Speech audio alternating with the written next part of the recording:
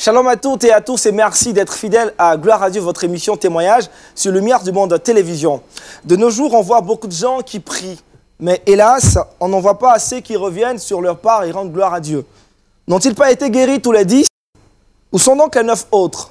On s'en souvient de l'histoire des 9, ou je dirais des 10 lépreux qui ont reçu de la part de Dieu une guérison. Mais 9 sont partis, un seul est revenu vers Christ. Combien de chrétiens aujourd'hui prient, voient la gloire de Dieu, mais personne parmi ces chrétiens ne prend en charge de revenir vers le Seigneur et lui dit merci. Cette émission se nomme bien Gloire à Dieu. Dans cette émission, nous recevons des invités témoins avec qui nous rendons gloire à Dieu. Un mot que vous devriez retenir au cours de cette émission, c'est bien louange. Merci à toutes et à tous d'être fidèles à cette émission. Je suis très heureux d'être là, mais je ne suis pas seul, car dans ce studio, il y a également un public chaleureux, un public merveilleux. Public, est-ce qu'on peut s'ovationner pour cette merveilleuse présence ici?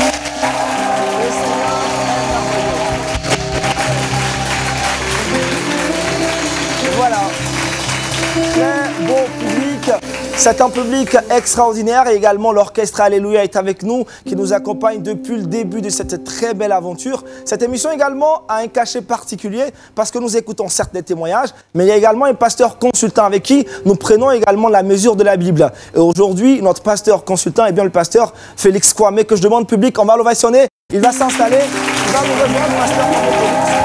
Ovation pour le pasteur Félix. Ovation va nous installer là, pasteur. Le pasteur Félix Kwame est avec nous dans cette émission.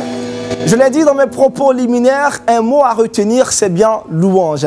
Alors le public le sait, l'orchestre également, on prend plaisir à chanter le Seigneur. Et quand je dis Alléluia, oh Alléluia, Alléluia, oh Alléluia, oh Alléluia, Alléluia, Alléluia,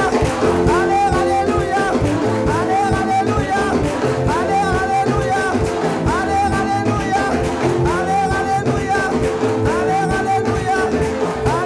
Alléluia, waouh, extraordinaire, restez avec nous parce qu'on passera un temps merveilleux, je dirais glorieux, car le Saint-Esprit nous accompagne au cours de cette émission. Pour bien démarrer certainement avec la musique, je vais permettre à l'orchestre Alléluia de nous entonner un cantique.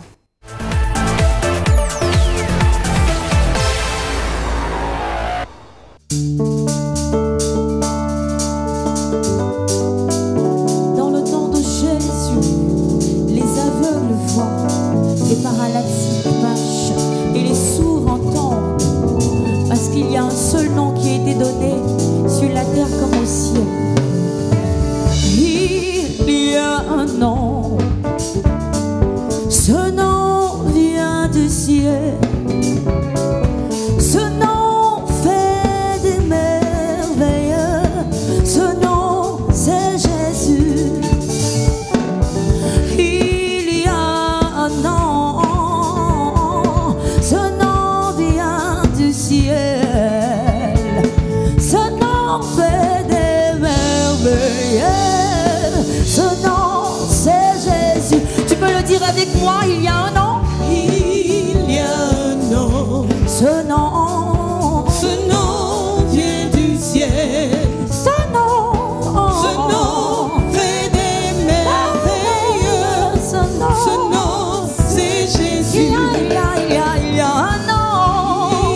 Il y a un nom. Un nom qui vient du ciel. Ce nom vient du ciel. Un nom au-dessus de tous les noms. Ce nom fait des merveilles. Ce nom c'est Jésus.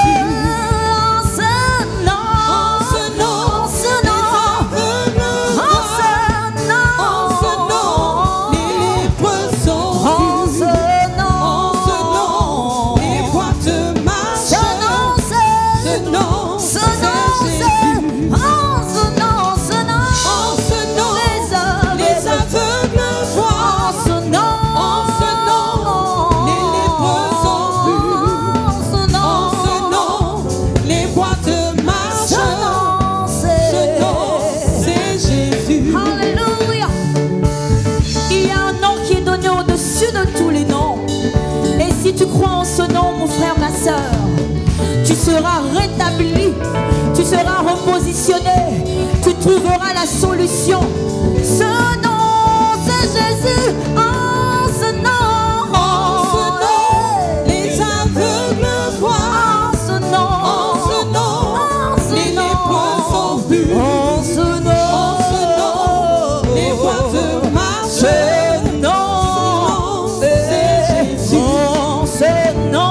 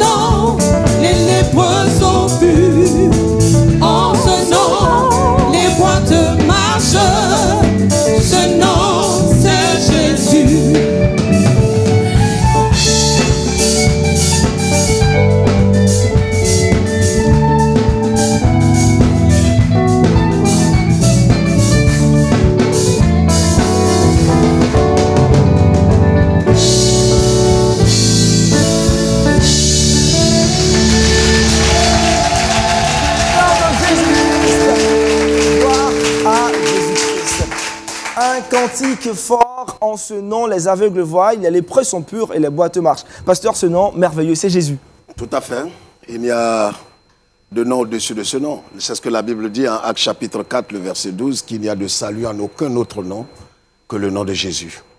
On peut connaître des noms, on a connu des grands noms, mais le nom de Jésus les surpasse tous.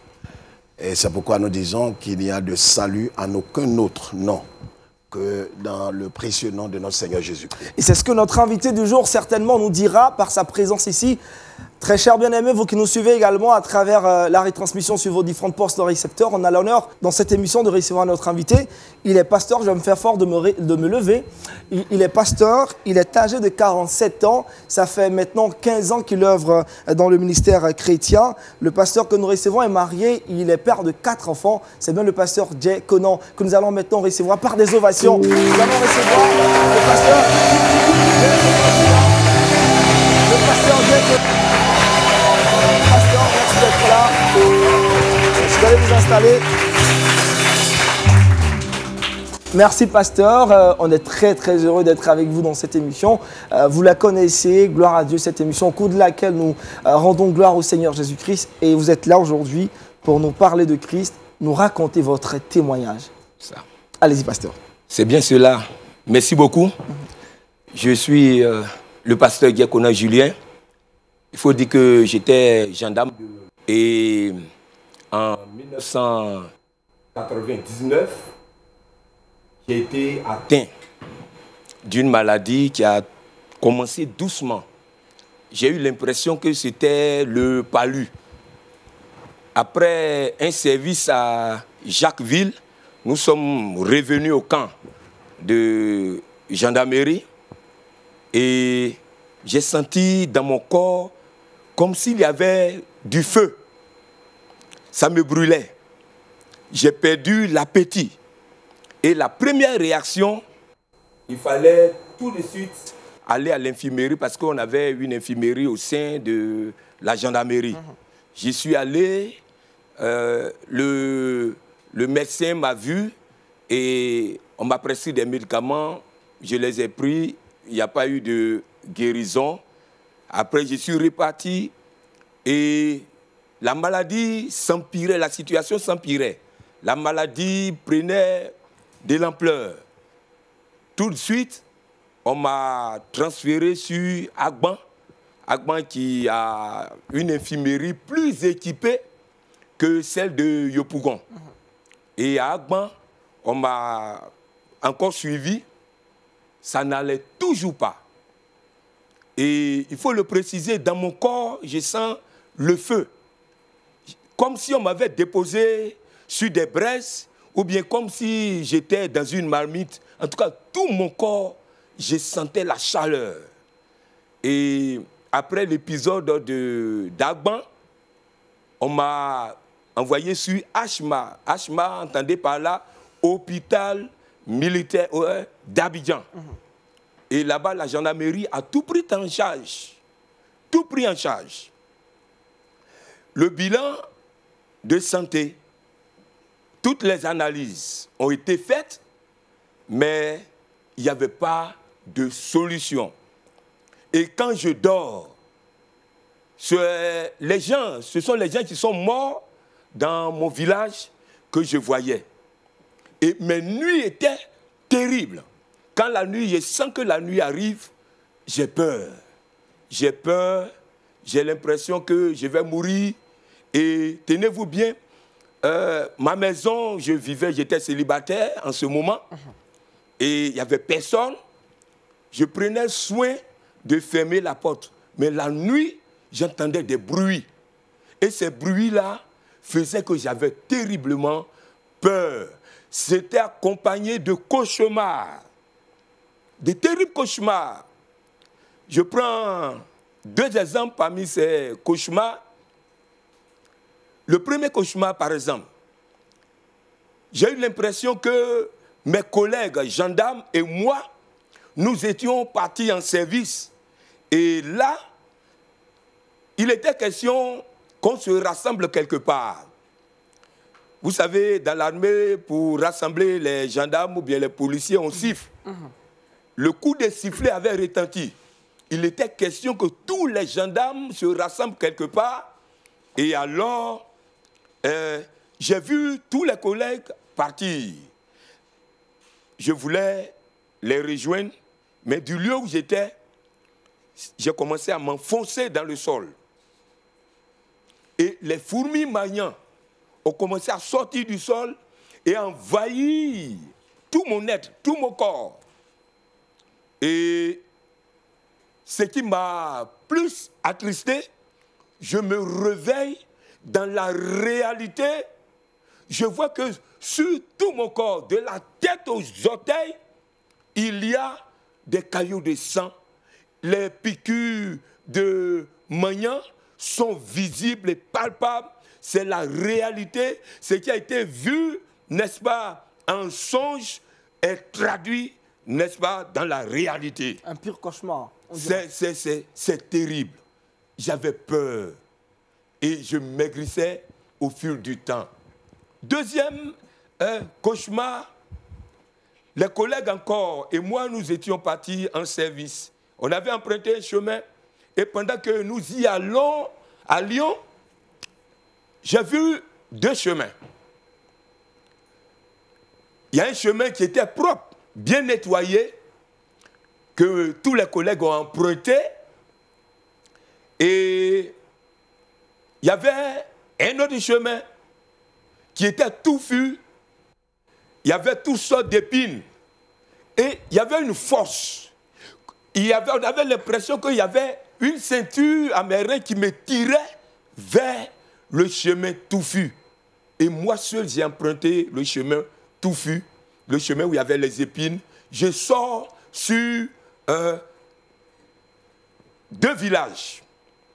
Et il y a là une rue qui sépare les 2 villages. Le premier village qui est à gauche, on a l'impression que c'est au cimetière. Parce qu'apparemment, il n'y a personne dans les rues. Et les maisons sont comme les cimetières, c'est comme des tombeaux. Et à droite, on voit des gens, des nains, avec des corilles aux pieds. Et la voix me dit, regarde bien, et choisis un village dans lequel tu vas résider. Mais entre nous, entre le mauvais et puis le pire, vous choisissez quoi? J'ai choisi Le mauvais. le mauvais. Parce qu'il n'y a pas quelque chose de bon. Du coup, j'ai choisi le village où il y a les nez, avec des coris. Et dès que je suis rentré dans ce village, tous les habitants sont sortis avec des chicottes. Ils étaient nus, ils ont commencé à me frapper. J'ai, du coup, essuyé assez de coups. Je me réveille, tenez-vous bien, je me réveille, il y a des traces sur mon corps. Les traces sont visibles. Ce qui s'est passé dans le cauchemar se matérialise. Ça se matérialise. En réalité, je vis les faits et personne ne peut me sauver. Un gendarme vient alors, il me voit, il me dit, mais je vais t'envoyer quelque part. Parce que la médecine moderne, je vous dis, quand on arrive chez moi, on a l'impression qu'on est dans une pharmacie. Parce que tous les médicaments qu'on pouvait essayer, que les médecins pouvaient prescrire, ont été prescrits, mais rien n'a été capable de me soulager. Je n'ai pas été soulagé. C'est alors qu'un jeune homme est venu me voir et il m'a dit, je t'envoie quelque part. Je précise que je ne connaissais pas le Seigneur Jésus. Et moi-même, en tant que gendarme, je n'aimais pas le Seigneur Jésus. Toutes les fois qu'on m'a parlé du Seigneur Jésus, j'ai balayé cela du revers de la main. Et le gendarme là se présente à moi, il me dit, il m'envoie quelque part. J'accepte et on y va. Le féticheur en question, il prend ma main, il regarde, il dit, jeune homme, c'est terminé pour toi, c'est fini. C'est fini parce que là, ils t'ont mis sur des braises. Ils sont en train de faire couler ton sang comme on sèche de la viande ou bien du poisson. Ils sont en train de faire couler ton sang et ils vont te manger sec. Parce que pour toi, ils veulent te manger en sorcellerie sec. C'est fini. Ta situation est tellement critique, il faut qu'on aille au village. Et on s'est présenté quelque part, je peux dire le nom, à Lakota. Mon argent, mon économie, tout était parti. Il y avait des pots d'animaux, il fallait acheter, tout était parti. Et là-bas, le féticheur il m'a dit, c'est un premier rendez-vous, si tu ne reviens pas, tu vas mourir. Comme j'étais dans le besoin, j'ai accepté toutes ces conditions. Je suis revenu à Abidjan avec un sac de médicaments, mais rien. Ça n'allait toujours pas. Ça n'allait pas. On va marquer un arrêt. Pasteur Kwame Félix, la situation du pasteur Diacono, on dira à l'époque n'était pas pasteur, juste un gendarme. Tout à Donc fait. on dira un corps habillé, il rencontre un problème. Il nous arrive parfois de traverser des situations qui ne dépendent pas des situations naturelles. Tout à fait. Surnaturellement, il est passé par la médecine moderne, Ouais. pas de solution. Traditionnelle, guérisseur, féticheur, toujours pas de solution. Oui, ça arrive. Vous savez qu'en écoutant le témoignage du pasteur Guy aujourd'hui, on a beaucoup de compassion, on est vraiment épris de compassion, véritablement, pour ceux qui peut-être ont une religion, mais qui n'ont pas encore connu véritablement la solution, qui n'ont pas encore rencontré personnellement le sauveur de l'humanité, Jésus. Il a dit lui-même dans son témoignage, il a été voir les scientifiques, on peut dire la médecine moderne, il a vu aussi les tradipraticiens, les magiciens et tous ces gens. Ils ne peuvent pas avoir la véritable solution. Dans les songes qu'il faisait, les cauchemars qu'il avait, à chaque fois qu'il vivait une expérience surnaturelle dans le songe, la chose se matérialisait de façon tangible sur son corps. Et cela, c'est une réalité. Mais vous savez, nous disons que la réalité n'est pas la vérité. Ce qu'il vivait était véritablement une réalité. Mais la vérité est une personne vivante. La vérité est Jésus. Merci, pasteur. On va poursuivre le témoignage avec le pasteur Diaconon Julien. Mais bien avant, on va écouter de la musique avec l'orchestre Alléluia.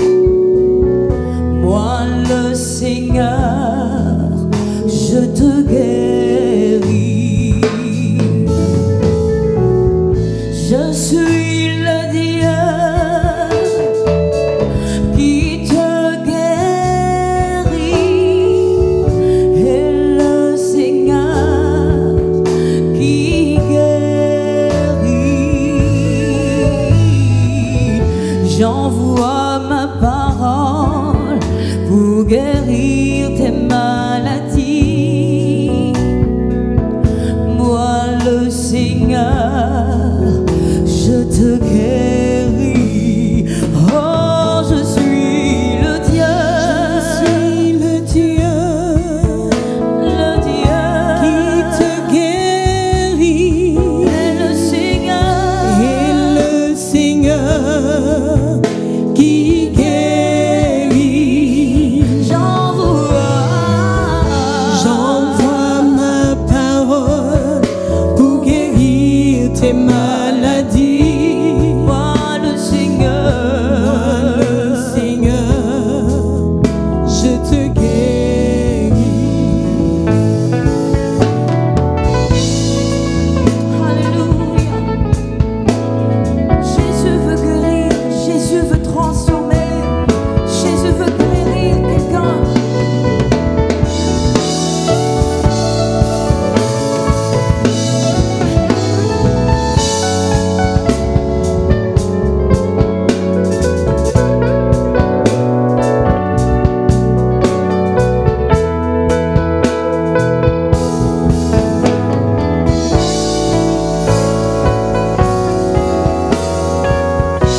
Je suis le Dieu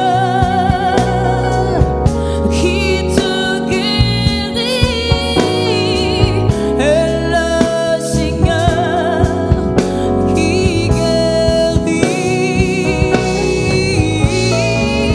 J'envoie ma parole pour guérir tes maladies. Moi le Seigneur, je te guéris. Je suis le Dieu qui te guérit. Et le Seigneur qui guérit. J'envoie ma parole pour guérir tes maladies. Moi le Seigneur, je te guéris.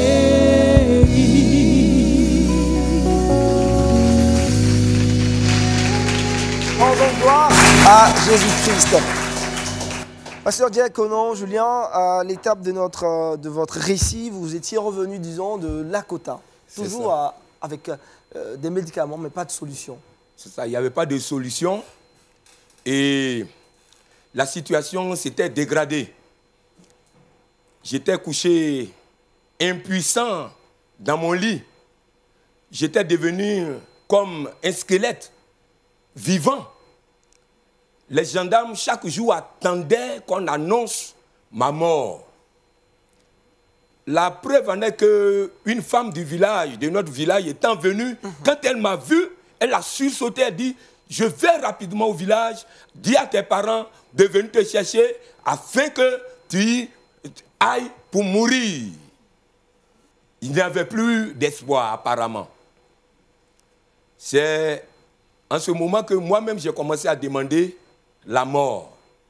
Parce que si quelqu'un ne vient pas pour me retourner dans mon lit, il m'était impossible de faire des mouvements. Et la vie, je n'avais plus de goût pour la vie. J'ai commencé à demander la mort. C'est alors que le commandant d'escadron, qui est un chrétien, qui connaît Jésus, a décidé, avec son adjoint, de venir me rendre visite. Quand il est venu, il a découvert la personne de Diaconan Julien dans le lit. Il a dit à son adjoint, ce petit n'a plus le temps pour vivre. D'ici demain, il va mourir. Alors, avant qu'il ne vienne vous voir, ça faisait maintenant combien de temps que vous traversez cette situation? Il y avait plus de 6 mois de cela. Allez-y. Et quand il m'a vu, il a dit, mais est-ce que enfin tu peux accepter le Seigneur Jésus? Je lui ai dit, mon capitaine, c'était un capitaine, mon capitaine, j'ai tout essayé. Mais hélas, il n'y avait pas eu de solution. À l'heure où je suis, je décide d'accepter mon capitaine, le Seigneur Jésus, comme mon sauveur et mon Seigneur personnel. Avant de poursuivre, pasteur Félix Ouamé, parfois, c'est lorsqu'on est dans notre dernier retranchement qu'on accepte le Seigneur Jésus-Christ. Oui, ça arrive. Vous savez, le Seigneur est un Dieu compatissant, un Dieu miséricordieux. Les hommes cherchent le Seigneur quand ils sont totalement au bout du rouleau, lorsqu'ils n'ont vraiment plus d'espérance, plus d'espoir, et ne savent plus à quel saint se vouer. Comme l'adage le dit, c'est là qu'ils se tournent vers Dieu. Mais le Seigneur, il a toujours les bras ouverts pour les accueillir, pour les recevoir et pour les conduire, pour les sauver. Est-ce que c'est à dessein que le Seigneur le permet? Parce qu'il parlait de son incrédulité, il avait vraiment un regard assez dédaigneux sur les chrétiens. Mais Dieu le fait. Vous savez, notre Dieu, il est souverain. Il est souverain, il agit de diverses manières. Ça peut être une voie que le Seigneur a choisie pour amener cet homme, parce qu'il connaît tout homme avant la fondation du monde. Il a dit à Jérémie, quand Jérémie le prophète disait, je ne suis qu'un enfant, je ne peux te servir, il a dit à Jérémie, depuis le sein de ta mère, je te connaissais. Je t'avais même déjà établi prophète des nations. Donc Dieu, ses voies sont insondables. Il peut utiliser n'importe quelle voie pour vous amener à lui. Il peut permettre qu'une situation quelconque vous arrive, comme dans le cas du pasteur Guerre. Ses voies sont insondables. Ses voies sont insondables. Il peut permettre la maladie. Et ce n'est pas son vœu de voir ses enfants souffrir. Mais il peut permettre certaines situations pour vous amener à lui. Comme l'histoire de Lazare. Tout à fait. D'accord. Alors, pasteur, vous étiez là, totalement abattu, plus d'espoir, et le capitaine vient vers vous, vous parle de Jésus-Christ, vous acceptez le Seigneur. La suite. Voilà, donc, il fait venir 4 femmes. C'est pourquoi j'ai du respect pour les femmes. D'accord. 4 femmes qui viennent prier. Et ce jour-là, spécialement, ce que je n'ai jamais vécu, il y a plus de 8 mois, je ne dormais pas tranquillement. Ce jour-là, j'ai eu un sommeil doux, un sommeil tranquille, un repos vraiment paisible. Et à 2 h du matin, je me réveille, je sens que les brûlures, le feu qui est dans mon corps, la chaleur a complètement disparu. Alléluia!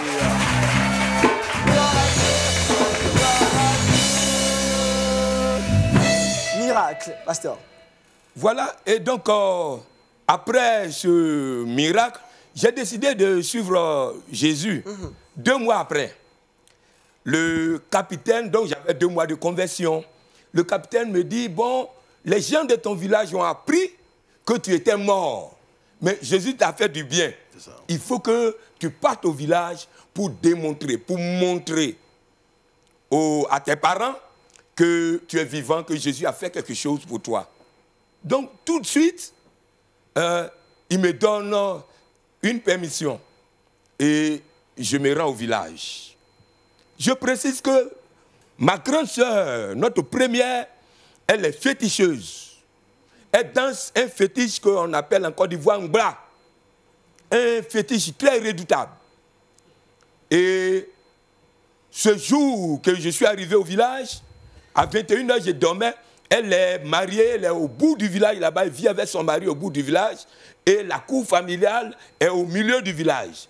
À 21h, pendant que j'étais couché, j'entends un bruit bizarre. Et le bruit est suivi de pas. Donc les villageois en venant, elle criait. Donc les villageois l'ont accompagnée. Et du coup, elle arrive dans la cour familiale. On dit réveillez, réveillez Guy, Julien, réveillez. Elle fait irruption dans la maison. Elle tape la porte de ma chambre. Et on me demande de sortir. J'avais 2 mois de conversion. Et je sors. Et du coup, elle dit, bon, où les fétiches ils disent, de dire à ma maman. Ma maman s'appelle Afoué. Afoué, c'est ton fils. Il dit, c'est celui qui est en haut, qui l'a guéri. Ce n'est pas lui, c'est nous les Ngblats. C'est nous qui l'avons guéri. Et il donne la gloire à celui qui est en haut. On le voit, chaque matin, ton fils, il fait choco. C'est la prière. À midi, avant de manger, il fait la même chose. Quand il va se coucher, il fait ça. Nous, on n'aime pas ça. S'il ne cesse pas de faire ce qu'il est en train de faire, nous, les fétiches là, nous, les Ngblats, on va quitter derrière lui, alors il va mourir. Et tous les villageois, les amis de mon père, ils étaient là. Et du coup, tout le monde est venu contre moi. On dit, mais nous, on ne te comprend pas. Tu es gendarme. Le gendarme ne s'assoit pas dans un temple. Le gendarme, il va en Côte d'Ivoire, le gendarme va au nord. Le gendarme va pour prendre des gris-gris. Le gendarme va pour avoir des fétiches. Toi, tu t'en vas t'asseoir dans une église. On pensait que les enfants de Dieu étaient très intelligents, mais toi, tu fais l'exception. Alors, ils ont commencé à me mettre d'autres idées dans la tête. Du coup, moi seul, contre tous les villageois, ce jour-là, j'ai cédé. Et on m'a demandé de suivre la féticheuse, ma grande sœur. Et elle est partie. Je l'ai suivie, elle a fait des rituels. Et on est revenu. Et ce jour-là, j'ai renié le Seigneur Jésus. J'ai pris ma Bible, j'ai ouvert mon sac, j'ai mis ma Bible au fond, j'ai fermé, j'ai dit adieu, c'est terminé. Mais de 21h à 6h du matin, n'eût été la grâce de Dieu, ma vie allait basculer, j'allais mourir. Parce que là, la maladie est revenue en force. Et mon sang a été du coup sucé. Je suis devenu pâle. Je n'avais plus de sang. De 21h à 6h, le feu, la chaleur est revenue. J'ai perdu l'appétit. J'ai commencé encore à gémir. Mais tenez-vous prêts. J'ai dit, il y a une sainte colère qui m'a animé, qui a animé mon cœur. Et j'ai appelé mes parents. Je les ai rassemblés. Je leur ai dit, je comprends.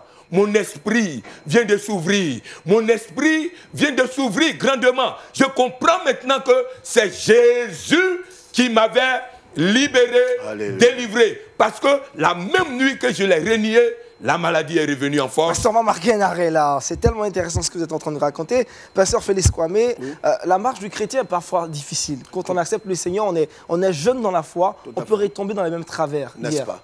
Oui, mais ça arrive. Vous savez, la marche chrétienne, ce n'est pas un peu comme sur les rails. Les choses, comme le pasteur Guy le dit, il était tout nouveau, chrétien. Et dans la marche, il y a des chutes. Et puis, Dieu nous fait la grâce de nous relever. Et malheureusement, tout frais dans la foi, et il n'avait vraiment pas peut-être encore connu, ou du moins s'il n'avait pas encore d'encadrement et d'affermissement. Il est allé au village, ça arrive. Ça arrive, et avec la pression des parents, il était dans l'obligation, ce qui ne devrait vraiment pas le faire. Parce qu'il savait comment est-ce qu'il a souffert pendant 8 mois. et comment le Seigneur l'avait guéri miraculeusement par l'intercession de ses femmes.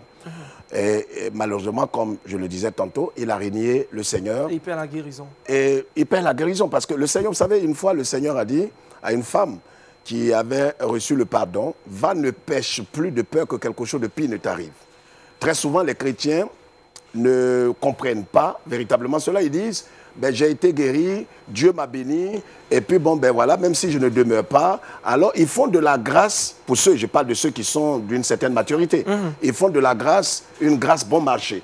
Parce qu'ils se disent, dès l'instant où je suis sauvé, pardonné, je peux demeurer dans mon état, ou bien retourner à ce que j'ai vomi, parce qu'une fois j'ai confessé Jésus et c'est terminé. Or, la Bible dit, c'est celui qui persévérera jusqu'à la fin qui sera sauvé. Il ne faut pas vraiment, je vais dire, traduire la grâce de Dieu, pervertir la grâce de Dieu. Dans le cas du pasteur Diaconan, je crois qu'il était nouveau dans la foi. Il était très nouveau. Ce sont les erreurs du débutant. Ça arrive, c'est des choses qui arrivent très souvent. Seulement qu'il faut comprendre que notre Dieu, je le disais tantôt, que notre Dieu est un Dieu miséricordieux. Quand le Seigneur a sa main sur toi, là il a fait avec la pression de ses parents, il a régné le Seigneur, mais il a vécu en même temps. Il a vécu quelque chose comme un châtiment.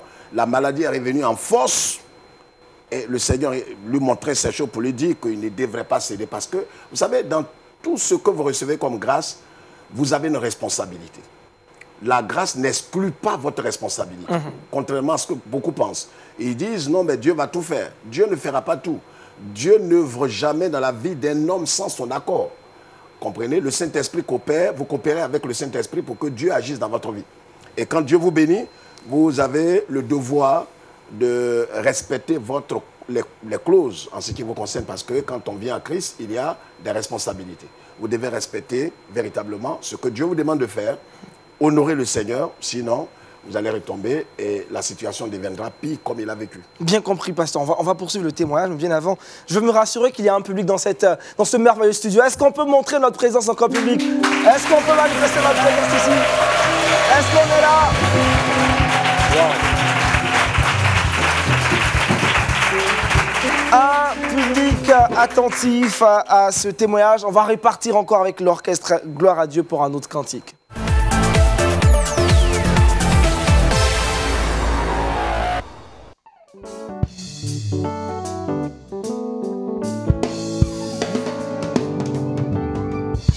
Je dis qu'il y a la vie dans le sang de Jésus qui s'est donné à la croix pour moi. Je dis qu'il y a la vie dans le sang de Jésus qui s'est donné à la croix pour moi. Je dis qu'il y a la vie dans le sang de Jésus qui s'est donné à la croix pour moi. Je dis qu'il y a la vie dans le sang de Jésus qui s'est donné à la croix pour moi. La vie, la vie, la vie dans le sang de Jésus. La vie, la vie, la vie dans le sang de Jésus. La vie, la vie, la vie dans le sang de Jésus. La vie, la vie, la vie dans le sang de Jésus. Je dis qu'il y a puissance dans le sang de Jésus qui s'est donné à la croix pour moi. Je dis qu'il y a puissance dans le sang de Jésus qui s'est donné à la croix pour moi. Je dis qu'il y a puissance dans le sang de Jésus qui s'est donné à la croix pour moi. Je dis qu'il y a puissance dans le sang de Jésus qui s'est donné à la croix pour moi. Puissance, puissance dans le sang de Jésus. Puissance, puissance dans le sang de Jésus. Puissance, puissance dans le sang de Jésus. Puissance, puissance dans le sang de Jésus. Puissance, puissance dans le sang de Jésus. Puissance, puissance dans le sang de Jésus. Puissance, puissance dans le sang de Jésus. Puissance, puissance dans le sang de Jésus. Alléluia. Il y a puissance.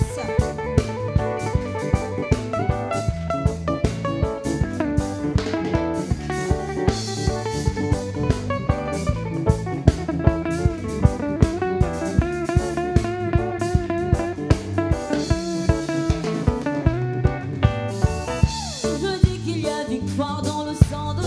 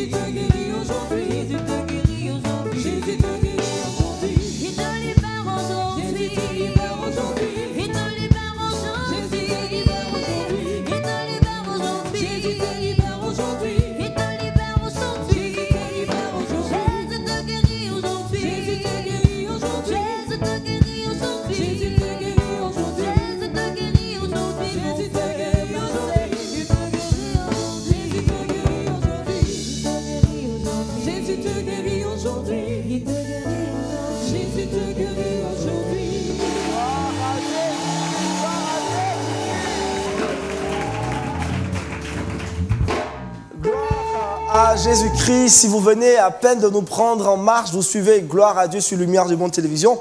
On vous permet également de revivre vos meilleurs programmes sur notre site internet www.lumieredumonde.télévision et puis abonnez-vous également sur notre page YouTube Lumière du Monde Télévision, mais également notre page Facebook.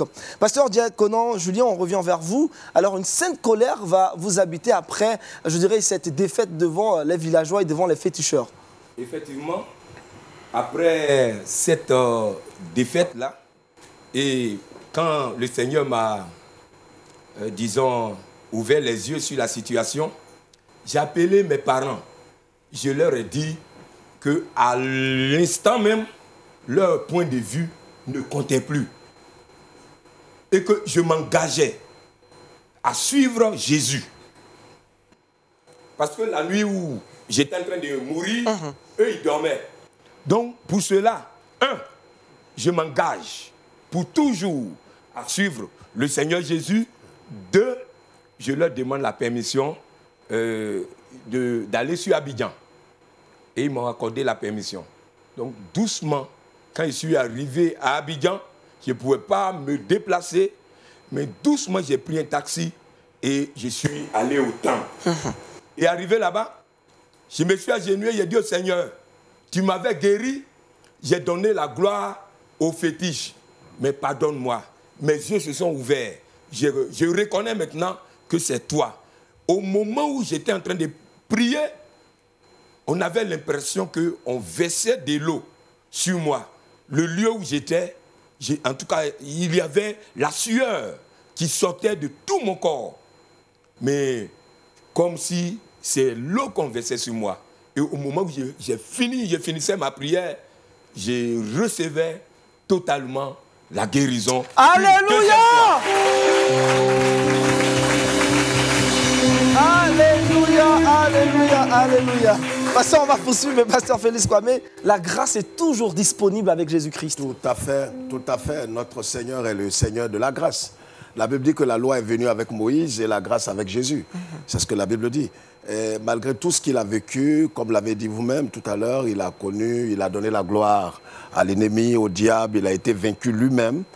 Mais le Seigneur, dans sa grande bonté, dans sa grande miséricorde, il lui a fait grâce. Il est revenu sur Abidjan. Il arrive des fois où les gens disent « Oh non, mais j'ai commis un péché, c'est vrai, j'ai fait ceci, Dieu m'avait béni, et voilà. J'ai vécu telle expérience, j'ai donné la gloire à l'ennemi, je suis vaincu, je ne crois pas que Dieu puisse me pardonner. » Non, Dieu, notre Dieu, quand on venait à lui avec un cœur sincère, un cœur rempli véritablement. Vous savez, la repentance, il faut comprendre. Il faut d'abord reconnaître que vous avez péché. Il faut regretter amèrement. Le regret seul n'est pas la repentance. Vous comprenez? Pierre a regretté amèrement, mais il ne s'est pas repenti. Vous voyez, il est allé pleurer jusqu'à ce que le Seigneur l'amène. Judas aussi avait regretté, mais lui, il est allé se suicider. Donc le fait de regretter ne veut pas dire que vous êtes repenti. Vous prenez connaissance de votre état de pécheur, vous regrettez et vous abandonnez cette voie. Ce sont ces trois aspects qui regroupent et qui donnent la repentance. La repentance. Donc, quand il s'est repenti, vous avez vu ce que Dieu a fait. Notre Dieu est un Dieu de miséricorde et de grâce. Seulement, arrière, il ne faut pas abuser de la grâce de Dieu. C'est ça. Il ne faudrait pas abuser. On pourrait s'arrêter là pour dire que notre émission prend fin, parce que notre pasteur à nouveau est guéri. Mais il y a un match retour. On poursuit le témoignage. Je peux dire la seconde phase. J'aime beaucoup cette seconde phase. Parce que le Seigneur Jésus n'a jamais perdu de combat. Alléluia. Amen. Apparemment, on a l'impression que j'ai perdu et que le Seigneur a perdu au village. Quand le Seigneur Jésus transforme un cœur, quand il vient siéger dans un cœur, il y a une autre manière de voir, une autre manière de voir. J'ai compris que maintenant, il fallait aller au village, retourner. Maintenant que le Seigneur m'a fait grâce, il fallait retourner pour annoncer l'évangile. J'ai appelé mon petit frère. Et mon petit frère, c'est lui qui me suit directement. Il était le seul converti de la famille. Je l'ai appelé. Et puis, il y a une petite soeur aussi qui s'est jointe à nous. Et puis, on est monté au village. C'était en Pâques.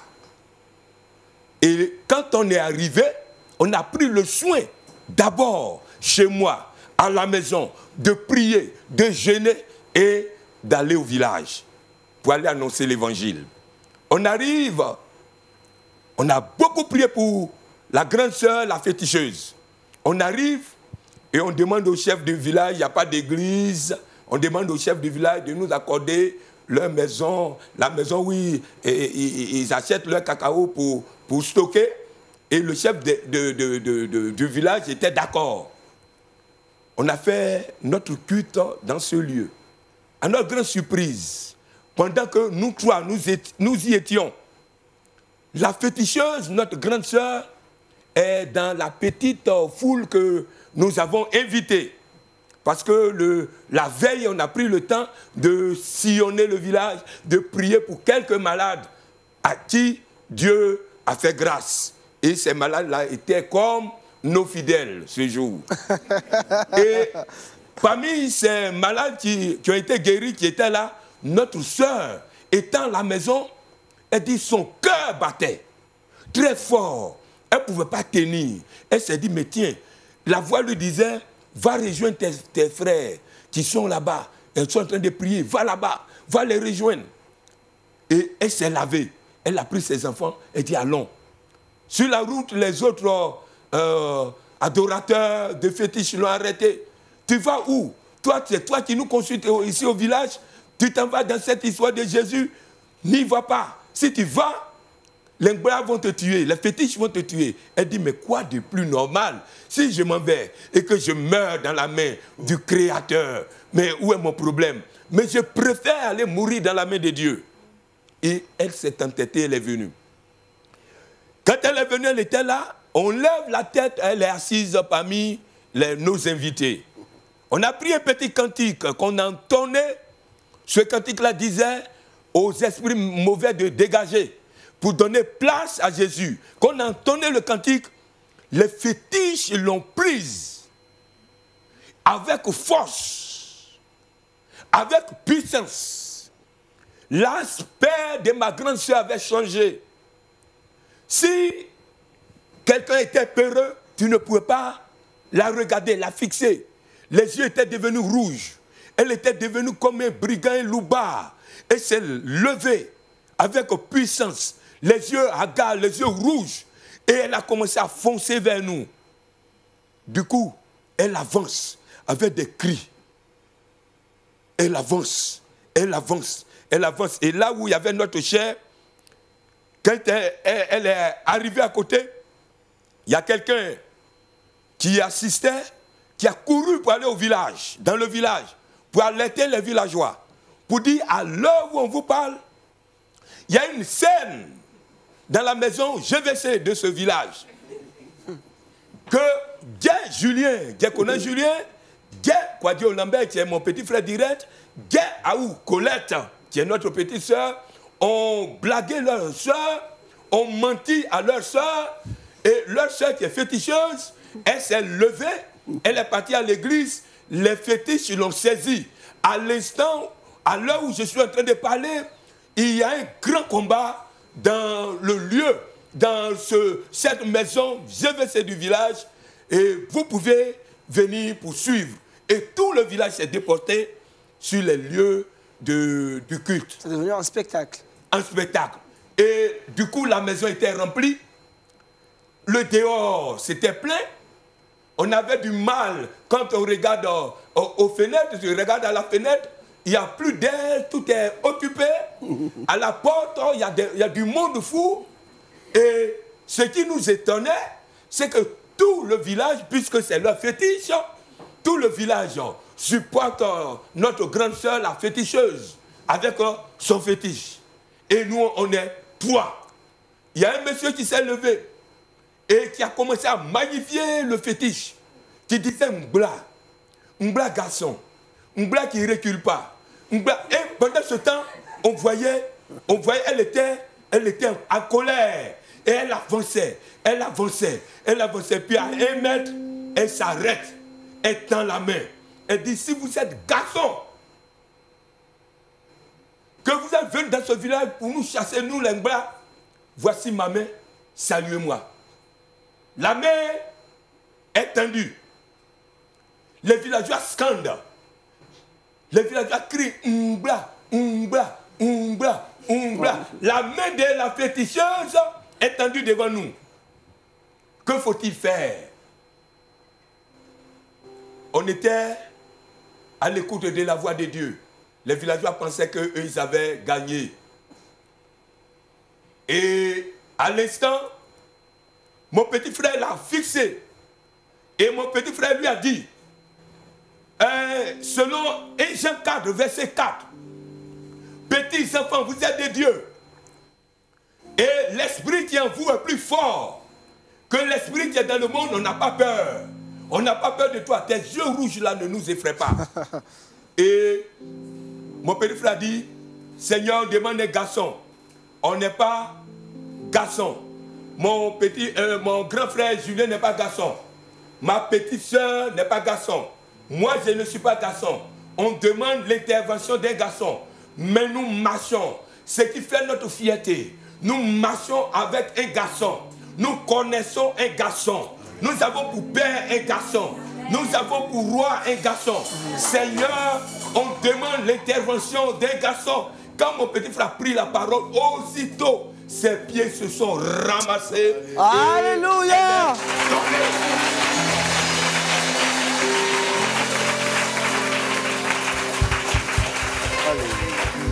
Elle a mélangé les gens une deuxième fois, troisième fois quand elle est tombée dans la salle.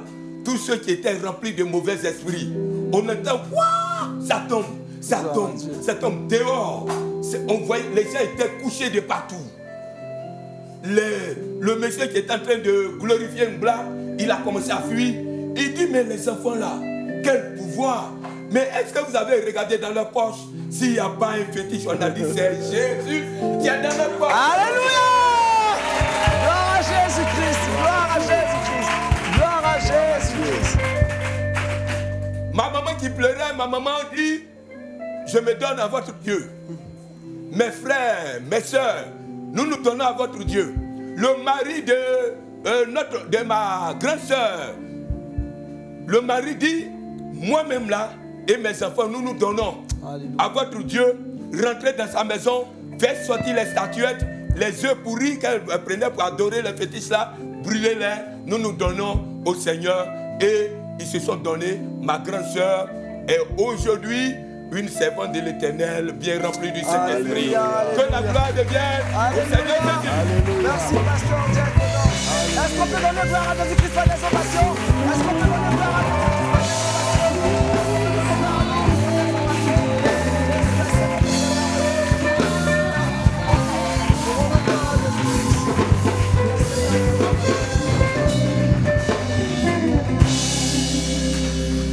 Merci, cher public. Pasteur Kwame Félix, quelle fin glorieuse. Tout à fait. Vous avez passé par une maladie pour convertir toute une famille. Tout à fait. Tout à fait. Notre Seigneur, comme nous l'avons dit, ses voies sont insondables. Et il peut utiliser n'importe quelle circonstance pour amener les hommes à lui. Le Seigneur dit, il est venu chercher et sauver ce qui était perdu. Vous comprenez? Et ça a été le cas de notre frère, qui est aujourd'hui serviteur de Dieu, le pasteur Diacono. Et nous ne pouvons que bénir le Seigneur. Ce qu'il faut retenir dans le témoignage de notre frère, c'est que tout n'est que vanité ici-bas. Quel que soit le fétiche, quelle que soit votre religion, quel que soit tout ce qui peut-être constitue votre espoir, votre espérance, en dehors de Jésus, n'est que vanité. C'est clair. Pasteur, avant de poursuivre, on va fredonner ce cantique avec l'orchestre. Alléluia. Et le Dieu qui guérit. Et juste après, vous allez continuer pour le message espoir.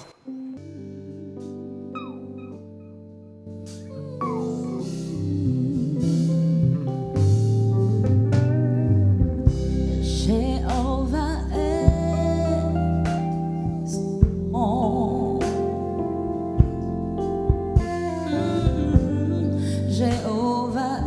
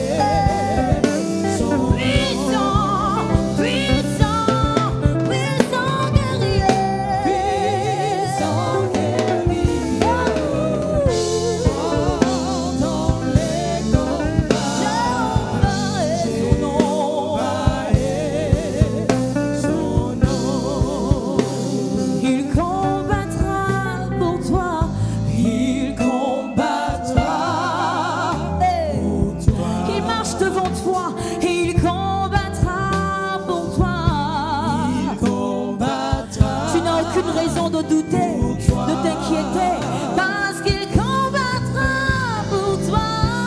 Il combattra pour toi. Il combattra pour toi.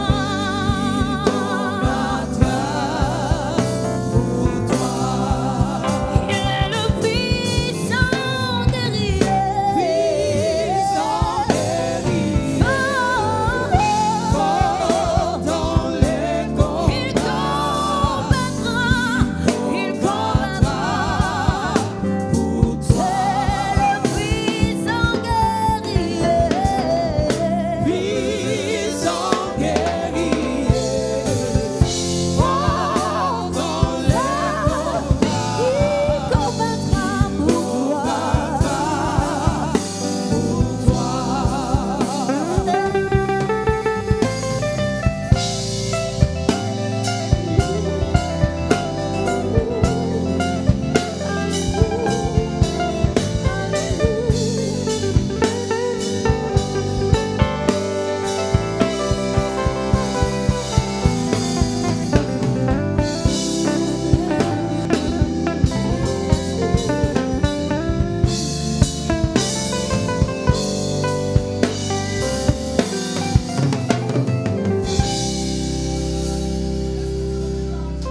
Acclamation.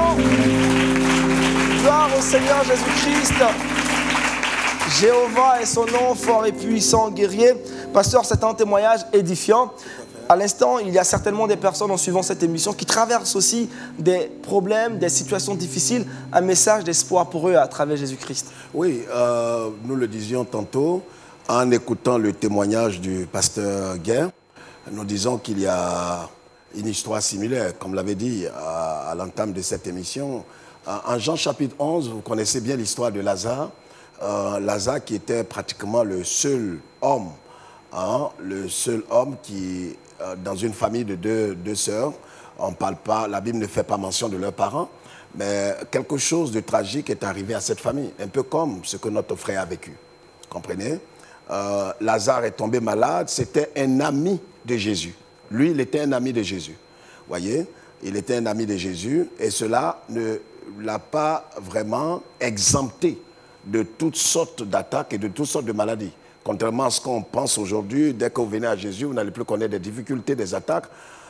En passant, disons que dans l'histoire, le témoignage du pasteur Guerre, quand il était allé au village après sa conversion, sous la dictée de son patron, qui était un capitaine à la gendarmerie, il ne faut pas confondre ce que nous appelons faire des choses de son propre chef, ou bien peut-être même dans la chair, quand on est encore jeune chrétien, et puis marcher selon le rema, qui est une révélation spécifique de Dieu.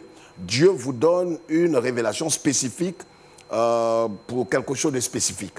Pas parce que Pierre a marché sur l'eau que tu te lèves un matin, tu ouvres la Bible, tu dis, voilà, le Seigneur a dit, voici, vous ferez le plus grand miracle que j'ai fait. Cela s'est passé à Séoul. Il y a eu des morts.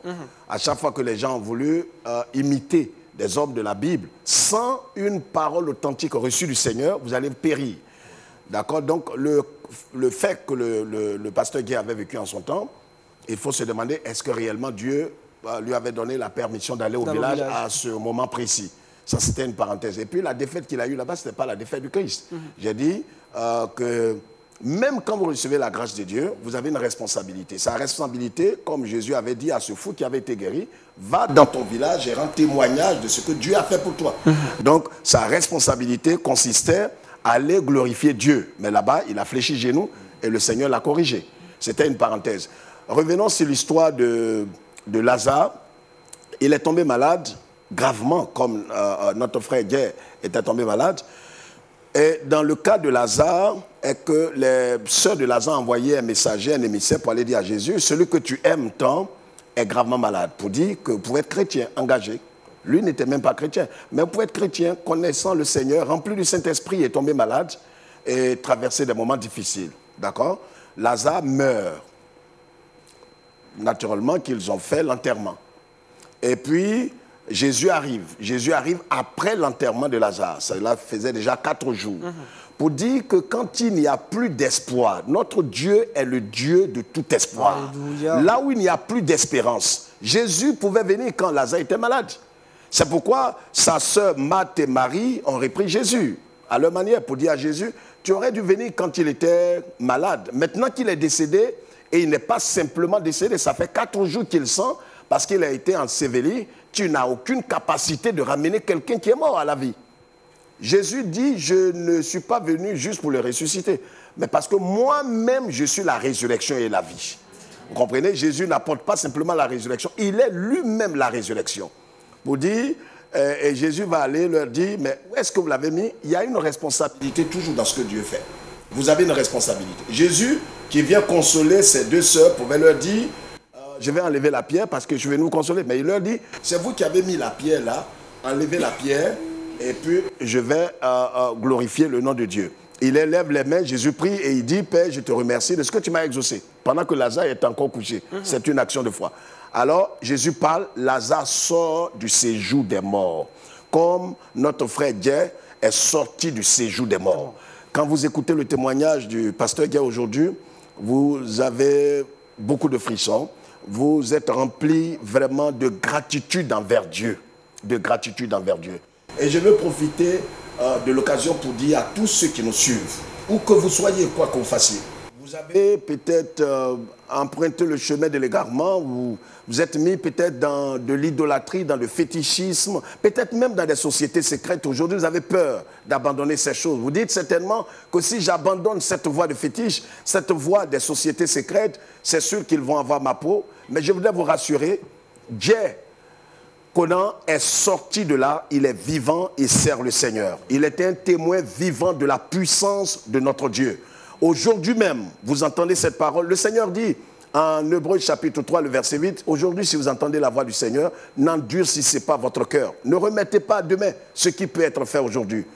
Vous pouvez venir à Christ aujourd'hui, de tout votre cœur. Il vous sauvera, et il vous préservera, et il vous gardera. Quelqu'un lui avait dit, il le disait hors antenne, le grand marabout, qui était un homme craint en Côte d'Ivoire, en Afrique de l'Ouest, qui était très craint, et il avait dit que s'il ne retournait pas, allait lui restituer ses promesses, ou lui donner du moins tout ce qu'il avait promis, il allait mourir. Mais le pasteur Guy disait comme ça tout à l'heure, hors antenne, qu'il avait rencontré cet homme en face de la gendarmerie à Abidjan, à la capitale, et il a rencontré, il a reconnu ce monsieur, le monsieur l'a reconnu. Lui qui pensait que Guy serait mort, ça fait des années, il a vu que Guy est vivant et qu'il est en pleine forme, il a pris, il a commencé à fuir. Pour dire, si vous vous trouvez, vous reconnaissez dans l'histoire de pasteur Guy aujourd'hui, Jésus est encore le même hier, aujourd'hui, éternellement. Vous donnez, vous ouvrez votre cœur, vous le recevez, il vous sauvera, mais bien plus, il vous préservera et il vous gardera. Alléluia. Alors, la balle est dans votre camp, recevez-le aujourd'hui et vous serez en sécurité, comme Dieu est en sécurité. Il respire la grande forme et il sert Dieu depuis des années. C'est clair. Que Dieu vous bénisse. On Que le dira Seigneur amen. Merci vous beaucoup, bénisse. pasteur, pour toutes ces vérités bibliques. Merci aussi au pasteur Dieu Conan qui a accepté notre invitation. Je rappelle qu'il est pasteur depuis 14 ans maintenant, mari et père de 4 enfants. Cher public, on a passé un temps agréable également à tous nos téléspectateurs qui nous suivent. On va se tenir debout avec l'orchestre Alléluia, terminer cette émission avec des cantiques, un cantique de louange. On va danser à la gloire de Jésus-Christ. Sentez-vous libre de bénir le Seigneur à travers vos pas de danse.